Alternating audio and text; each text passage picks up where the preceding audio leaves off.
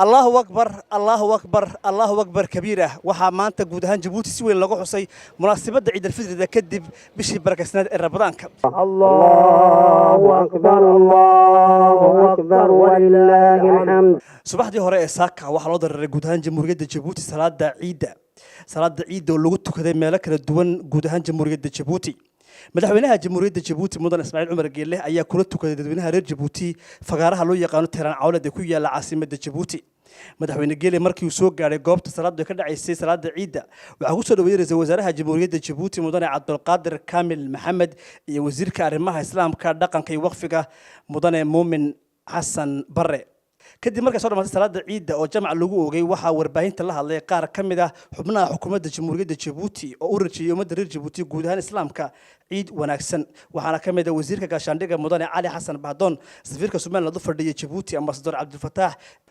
geestiisa wasiirka arrimaha islaamka dhaqanka waqfiga mudane Muumin Xasan Barre ayaa u rajiyay ummadda reer Djibouti iyo guud ahaan caalamka islaamka ciid wanaagsan iyadoo maanta ahayd maalin farxad leh kadib munaasabadii bisha barakeysan ee Ramadaan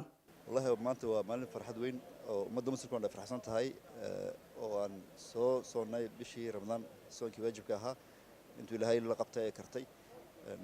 waxaan jecel horta inaan u duceeyo inta bogta aan dhibaato ku jirta inuu dhibaato ka saaro waxaan kaloo ku darayaa inta farxad ku ciideysana ciid mubaarak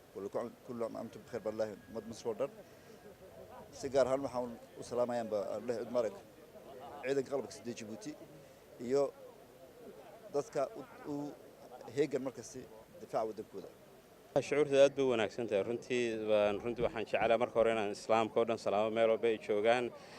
waxaan leeyahay runtii ciid mubaarak ciid wanaagsan intii Ramadaanta aan soo soonnay runtii waajibaadkeeda Ilaahay naga aqbalo dambigeena Ilaahay ha dhaafo runtii waxaan halkan tahaniyada ugu dirayaa madaxweynaha jamhuuriyadda Soomaaliland shacabka xukuumadda madaxweyne ku-xigeenka madaxweynaha jamhuuriyadda Djibouti sidaas laag xukuumaddiisa runtii aad iyo aad baan u faraxsanahay halkan madaxweynaha jamhuuriyadda Djibouti kula tukanay anoo ka faa'iideysanay fursadan qaaliga runtii waxaan leeyahay ciid mubaarak kullu caam wa antum bi alf khair waxaan u rajeynayaa